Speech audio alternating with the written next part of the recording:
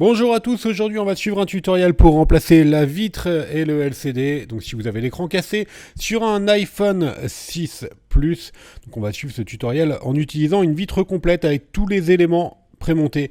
À noter que vous ne pouvez pas changer la vitre sans le LCD. Donc sur l'écran complet sur le 6 Plus, on retrouvera les composants suivants: la caméra avant avec l'écouteur de l'oreille, le capteur de proximité et luminosité, enfin la nappe Home et la rallonge de la nappe Home qui est sous la plaquette du LCD. Attention, il n'y a pas le bouton Home, c'est normal, on va y venir un petit peu plus tard. C'est une réparation qui est très simple, il faut compter environ 15 minutes et la difficulté est notée 1 sur 5 sur notre site internet. N'oubliez pas que vous bénéficiez de 10% de remise avec le code YouTube sur notre site. Pour réaliser ce tutoriel, vous aurez besoin bien sûr des outils spécial iPhone et également bien sûr de la pièce détachée. Vous retrouverez en commentaire de la vidéo les liens directs pour commander tous les outils. Vous aurez besoin également du patron d'aide au montage qui est offert avec votre commande, où on va noter les emplacements des vis et des éléments que l'on va enlever pour réaliser cette réparation. Voilà, on va commencer tout de suite le tutoriel pour l'iPhone 6 Plus pour changer la vitre. Vous allez voir, c'est vraiment très simple avec une vitre complète. Surtout, vous n'oubliez pas d'éteindre votre téléphone avant toutes les réparations. On commence par enlever les vis notées A1 et A2 sur notre plaquette d'aide au montage. Donc ce sont des vis Pentalobe qui sont situées à droite et à gauche du connecteur de charge. Pentalobe, tout simplement parce qu'elles sont en forme d'étoile. Alors on enlève les deux vis. On va ensuite appliquer la ventouse sur l'écran. On tire sur la ventouse jusqu'à l'apparition d'un jour d'1 ou 2 mm. Et ensuite, avec le levier, on va faire le contour de l'écran. Si votre vitre est cassée, on va vous offrir avec votre écran un petit sticker à positionner sur la vitre pour que la ventouse puisse faire effet. On relève ensuite l'écran à 90 degrés, pas plus, car il est toujours relié par les nappes. Donc on va maintenant enlever le cache métallique qui maintient les nappes. Le cache métallique, il est maintenu par 5 vis notées de B1 à B5. Ce sont des vis cruciformes. Attention, ce ne sont pas les mêmes vis, il ne faut pas les intervertir, car vous risquez d'endommager des éléments. Donc on enlève les 5 vis cruciformes, B1, B2, B3, B4 et B5. C'est exactement la même réparation que pour l'iPhone 6, si vous avez un iPhone 6 aussi à réparer.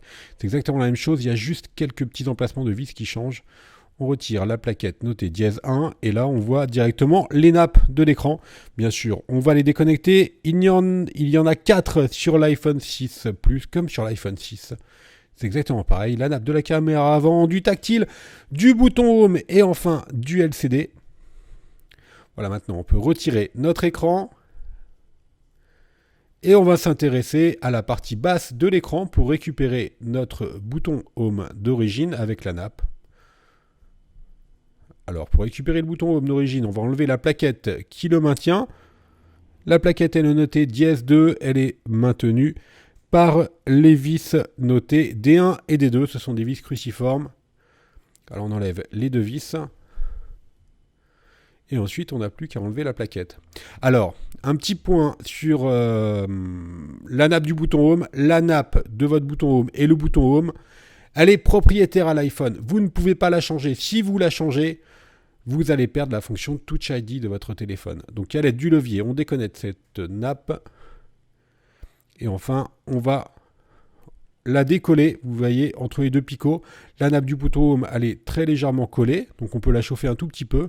Et on va utiliser un outil pour décoller la nappe. Voilà, comme ceci. On fait attention. Bien sûr, il ne faut pas l'abîmer, car vous devez récupérer votre nappe et votre bouton Home d'origine pour conserver la fonction Touch ID. Si vous changez la nappe Home, vous allez perdre la fonction Touch ID. Vous aurez toujours le clic et le retour à la page d'accueil, mais vous allez perdre la fonction Touch ID. Maintenant, on n'a plus qu'à appuyer sur le bouton Home et le retirer avec la spatule.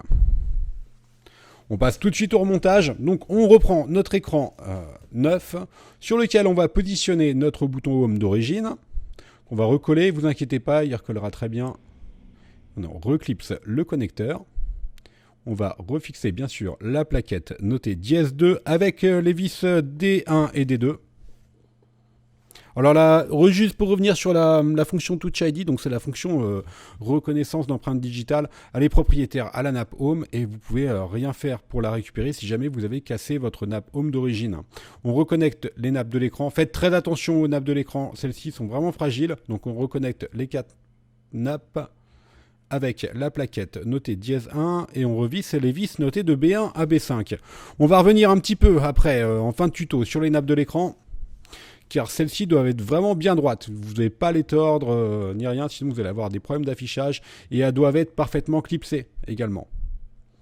Si vous voyez qu'elles clipsent mal, surtout faites très attention. On n'a plus qu'à reclipser l'écran et refermer l'iPhone et revisser les vis notées A1 et A2, les vis Pentalobe. Voilà, c'est fini pour le tuto. N'oubliez pas que vous avez 10% de remise avec le code YouTube. Vous retrouvez en commentaire de la vidéo le lien vers tous les produits que l'on a utilisés. Voilà, ça c'est le problème des nappes qui peuvent être tordues si vous les clipsez mal. Et ça va vous faire un affichage un peu bizarre avec des traits. Voilà, pour plus d'informations, n'hésitez pas à nous contacter. Merci à tous de nous avoir suivis et à bientôt pour de nouveaux tutoriels.